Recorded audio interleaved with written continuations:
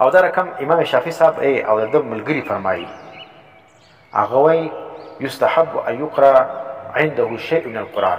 هغه د مړي د قبر سره قرآن تلاوت کول دا مستحب کار دی.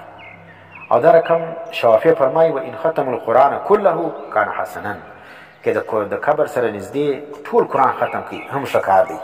ولې مړ ثواب رسېږي، خو زموږ مروجه ختمونه نه دي مراد چې په درېیمه ورځ کې یا په اوومه ورځ کې یا په څلوېښتمه کړي او د رواج دپاره کړي او بیا خوړونکي هم د دې نیت وي چې ډوډۍ به میلاوېږي ښه روشونه ښه بریانیان دې را میلاوېږي، هغه دې دپاره کوي دا ختمونه.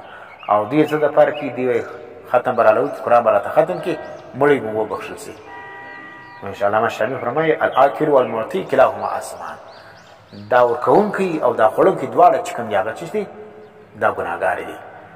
ختم والا ملا او طالب ګناهګار دي، هغه کور والا چې په مړي پسې دا ختم کړي دا هم ګناهګار دي. په پوهېږې ځکه قرآن د کوم مقصد دپاره راغلی دی، کوم مقصد کوي، کوم کار جنایي.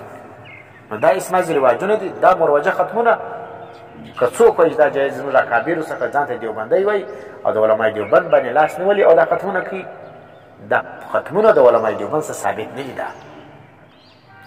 دا چې ملایان راوغواړه، طالبان راوغواړه، غوښ ورپخې که او دلته قرآن ووایي، پارې ووایي، بیا د هغه بعد چې کوم دي هغه ډوډۍ پر راواخلي او د دې ځای طالبانو په دې نیت باندې ځي چې غوښې به رامیلاوېږي، چای به رامیلاوېږي، دغه به رامیلاوېږي او هغه یې دې دپاره کوي چې بس چې دغه ختم یې وکړي ډوډۍ به ورکومه، یې نه وکړي هغه ته ډوډۍ نشته.